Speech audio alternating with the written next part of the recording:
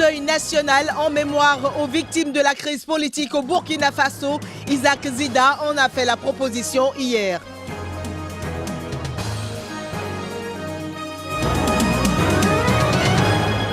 Attaque hier de Nafada, une ville située au nord-est du Nigeria. Attribuée à Boko Haram, cette attaque a fait de nombreux dégâts.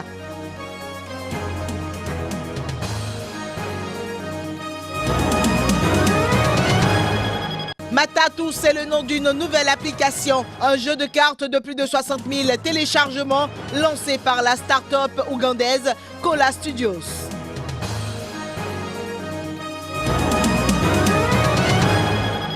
Bonjour chez vous, bienvenue à ce rendez-vous des informations sur Sika, mesdames et messieurs.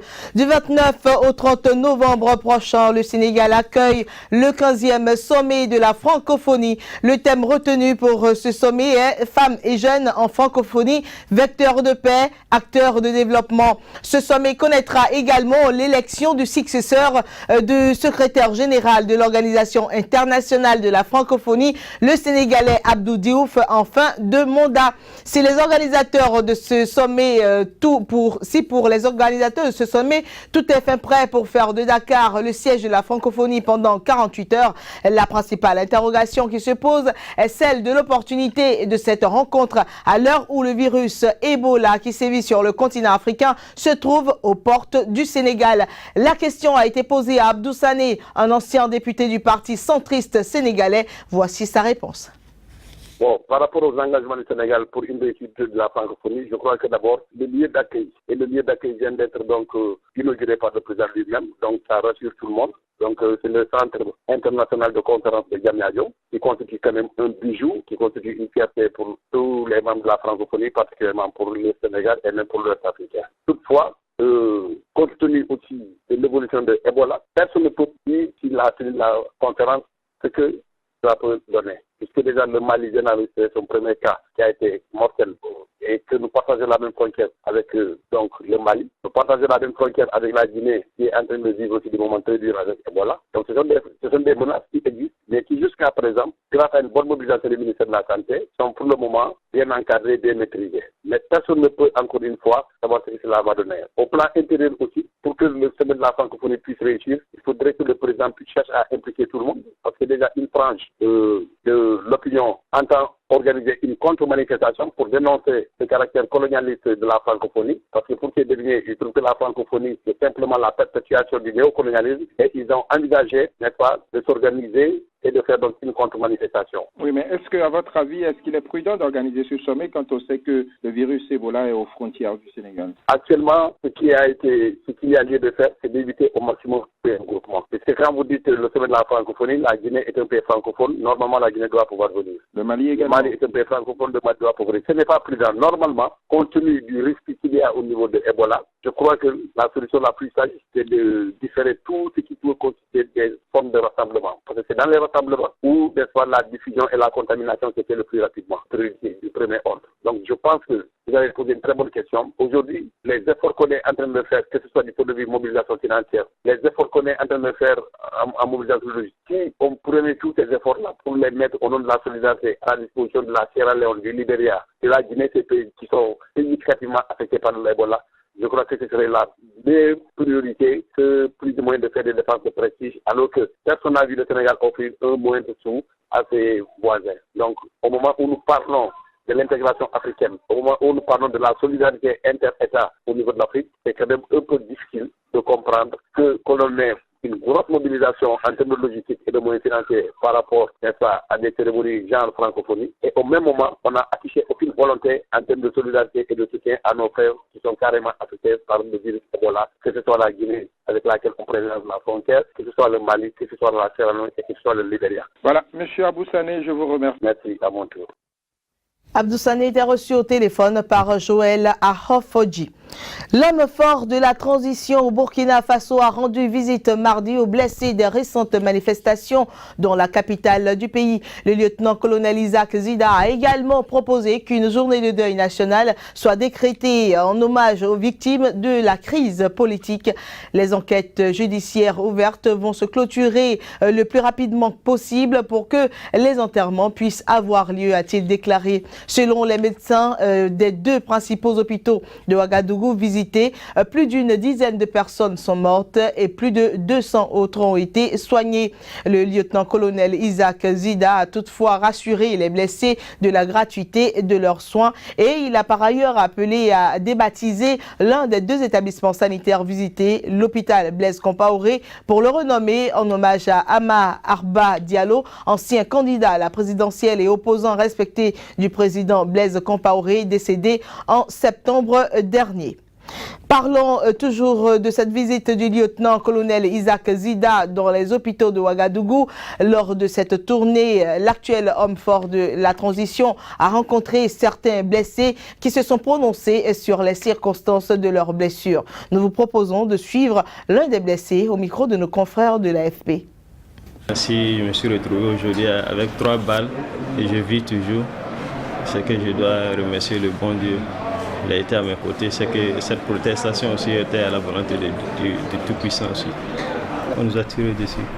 On était beaucoup. Quand on passait, on a manifesté avec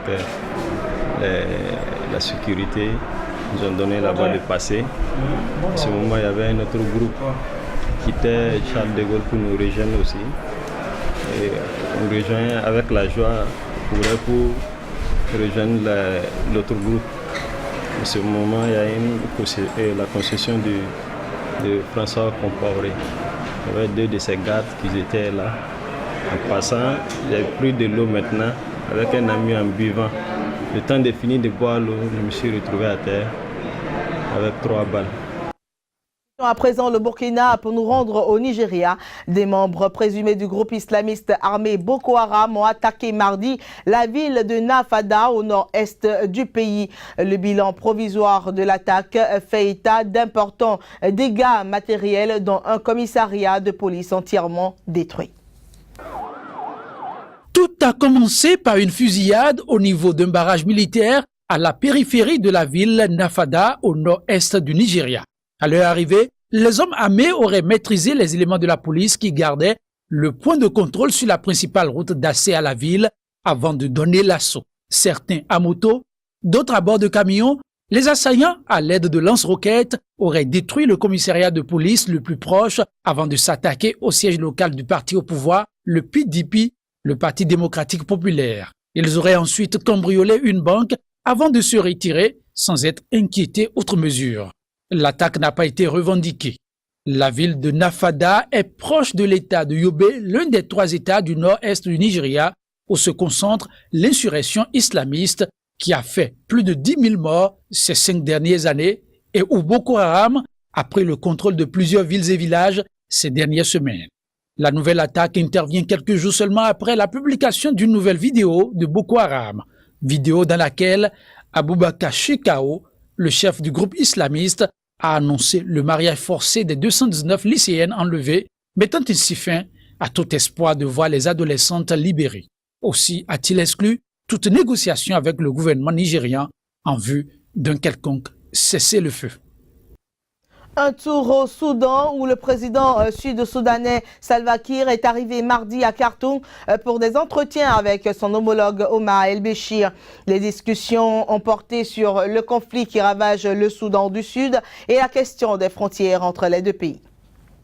Les présidents Salva Kiir et Omar El-Béchir discutent des problèmes de frontières, de la sécurité et du transit du pétrole. Djouba a hérité de la majorité des réserves pétrolières connues du Soudan d'avant la partition, mais reste tributaire des oléoducs du Nord pour exporter. La dernière rencontre entre les deux chefs d'État à Khartoum remonte au mois d'avril. Plus jeune pays de la planète, le Soudan du Sud a acquis son indépendance du Soudan en 2011 après des décennies de guerre contre le régime de Khartoum.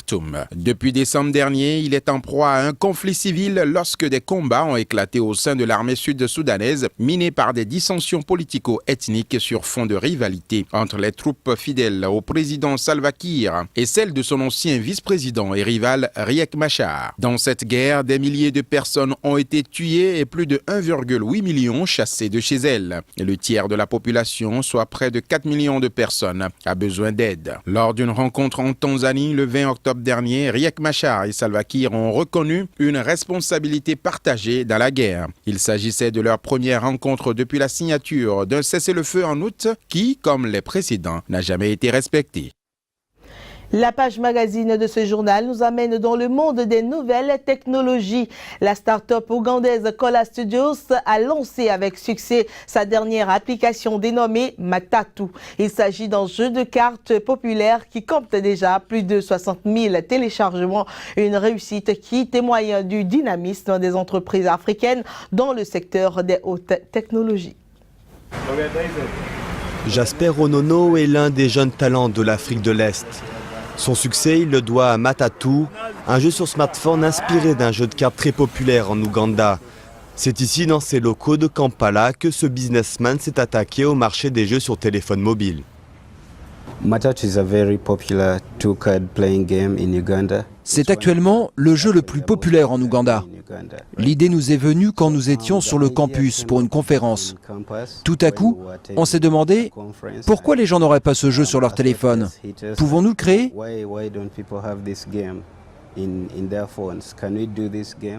Matatu est passé du réel au virtuel en 2011 grâce à un concours, le Google's Android Challenge pour l'Afrique subsaharienne, une distinction qui récompense les applications les plus innovantes. Pour Matatu, c'est le Graal, le géant Google lui ouvre ses portes. L'application se répand sur tous les mobiles dotés d'Android.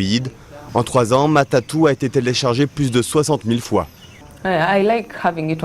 Je suis contente de l'avoir sur mon téléphone parce que je peux y jouer à tout moment. Même quand je suis seule, je n'ai pas besoin d'avoir des amis autour de moi. J'ai juste besoin de l'avoir sur mon téléphone et je peux jouer partout, n'importe quand. C'est vraiment sympa. Avec l'arrivée de la fibre optique ou l'apparition du paiement par mobile, l'Afrique de l'Est connaît un véritable boom technologique. L'Afrique, c'est le continent le plus jeune de la planète. Les investisseurs du monde entier lorgnent sur cette population urbaine et connectée au pouvoir d'achat croissant. Si nous pouvons avoir une plateforme où les gens remarquent que dans les 5 meilleures applications, il y en a 1 ou 2 du Kenya ou d'Afrique, je pense que ça peut encourager les jeunes à apprécier l'offre du continent. Nous ne sommes pas juste des consommateurs, mais aussi des créateurs. Des créateurs observés à la loupe par les acteurs de la haute technologie, car l'innovation africaine pourrait être un avant-goût de nos contenus de demain. Nous sommes déjà arrivés au terme de cette édition, mesdames et messieurs. Merci pour votre attention renouvelée et merci de toujours regarder Sika TV.